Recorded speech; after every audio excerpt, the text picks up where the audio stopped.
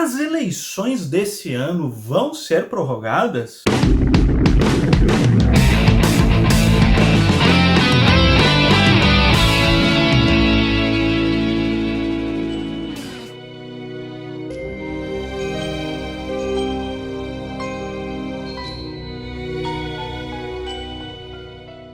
Você já deve ter ouvido falar que as eleições desse ano poderiam ser prorrogadas em função da pandemia, porque afinal, até outubro, talvez o Brasil não esteja muito bem recuperado a ponto de enfrentar uma eleição. Pois bem, vamos analisar esse tema. A gente tem, na verdade, muito pouca coisa de concreto. A gente tem algumas declarações aqui, outras ali, mas não há efetivamente uma proposta tramitando.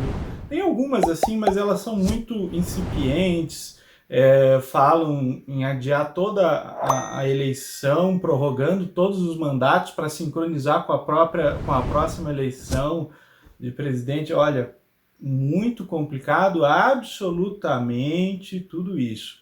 Então vamos analisar, primeiramente, como eu gosto de fazer sempre, partindo do direito constitucional. A gente sempre deve partir da nossa Constituição. Essa é a lição mais importante em direito. Então vamos lá. Aonde que está escrito, afinal, que tem que ser em outubro a eleição? Está na Constituição. Então já começa um probleminha aqui. Porque a própria Constituição está dizendo a eleição é em outubro, o primeiro domingo de outubro, para ser mais específico, se houver segundo turno, no último, né, de outubro. Então nós já temos um problema, porque para a eleição não ser em outubro, nós temos que alterar a Constituição. Se fosse uma resolução do TSE, se fosse uma disposição do Código Eleitoral, né, seria mais simples. Por que é mais complicado alterar a Constituição? Bom, vamos analisar então do ponto de vista formal. Eu basicamente tenho um requisito de 3/5 de votos. Aliás, vamos do começo. Para eu propor uma emenda à Constituição, eu necessito de 1/3 de assinaturas, seja da Câmara, seja do Senado. Então não basta um deputado ter esse desejo de expor esta proposta. Ele precisaria de 1/3 de assinaturas. Ao contrário de uma lei ordinária, que pode ser aprovada por maioria simples, ou até mesmo de uma lei complementar, por exemplo, que necessita de um quórum de maioria absoluta, uma emenda à Constituição necessita de 3/5. É um quórum bem expressivo. Então precisa muita gente no Congresso Nacional concordar com essa ideia. E mais, é preciso que sejam feitas 2 votações. 2 tanto na Câmara quanto no Senado. Então isso por si já deixa mais complexo. Se houver emendas em uma dessas 2 casas, essa proposta de emenda à Constituição ainda precisa voltar para a casa de origem. Então a emenda só sai quando ela é fruto da concordância entre Câmara e Senado. Se não for da concordância dessas 2 casas, ela vai ficar pipocando daqui para lá e de lá para cá. Claro, se criou uma técnica muito interessante que é a chamada técnica das PECs paralelas. Hoje, quando há algum atrito entre as 2 casas nesse sentido, se separa, se torna uma PEC autônoma aquilo que é de concordância das 2. Mas vejam, é preciso que exista uma concordância entre as 2 casas.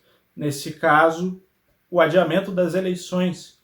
Agora, percebam, adiamento até quando? Até novembro? até dezembro, até o ano que vem, até daqui 2 anos, se houver qualquer discordância, já vai ser um problema muito sério para essa emenda passar. Então a gente já teria um processo legislativo bem complicado. Mas vamos supor que a gente consiga, até porque a gente já viu que quando o nosso Congresso quer aprovar rapidamente uma emenda constitucional, ele consegue. Então vamos lá, vamos imaginar que o Congresso queira fazer isso e consiga rapidamente aprovar uma emenda. Temos ainda um outro problema bem mais sério. O artigo 16 da Constituição consagra o chamado princípio da anualidade.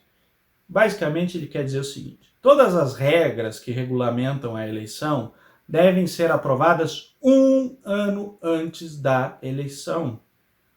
Significa que 1 ano antes da eleição temos que conhecer as regras do jogo.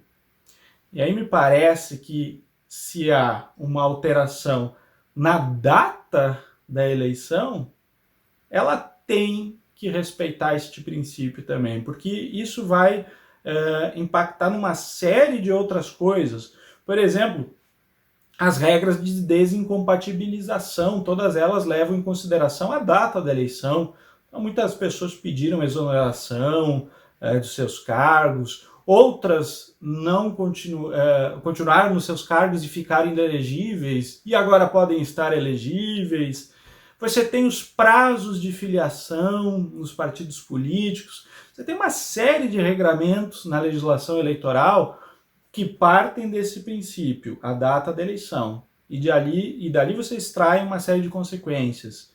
Então ela é uma regra importante para uma eleição. Portanto, tem que respeitar o princípio da anualidade. Então, se nós estamos agora em junho, teria que fazer a eleição para junho do ano que vem. Se nós estamos falando, veja bem,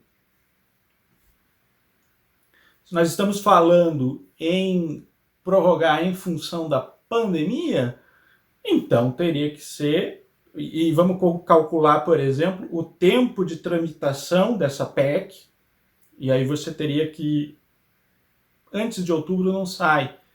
Então você teria que prorrogar para outubro do ano que vem. Será que a oposição nas cidades vai gostar desse quadro de uma emenda estendendo mandatos dos prefeitos por 1 ano inteiro? Ou possivelmente até mais? Uma interferência bem drástica na política local das cidades. Complicado, né? Posso garantir, então, que não vai acontecer essa prorrogação? Não, porque afinal é Brasil, e Brasil acontecem coisas misteriosas, como, por exemplo, não seria nada estranho, uma resolução do TSE prorrogando a pandemia, prorrogando as eleições em função da pandemia. Mas não seria inconstitucional? Seria, mas não tem nada de novo nisso. Para que a eleição pudesse ser prorrogada simplesmente por uma resolução do TSE, teria que ter um acordo político com as forças políticas do Brasil, ou seja, teria que haver um consenso nesse sentido, porque ela é, obviamente, inconstitucional. Teríamos que ter um comprometimento de que ninguém fosse entrar com uma ação direta de inconstitucionalidade, por exemplo. Olha, do jeito que está, eu imagino que isso aconteceria no dia seguinte.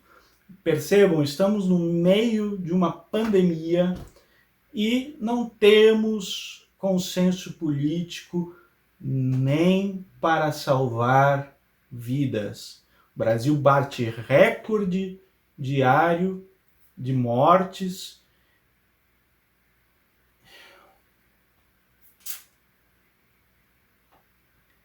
E as nossas autoridades políticas, em vez de se focarem, de juntarem forças para salvar vidas, ficam se degladiando entre si.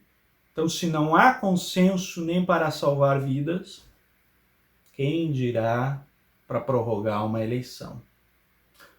Para concluir, então, me parece muito difícil que vá ocorrer uma prorrogação das eleições em função das dificuldades de ordem técnica, né, de você ter uma disposição na própria Constituição estabelecendo a eleição em outubro, e de ausência de um consenso político nesse sentido.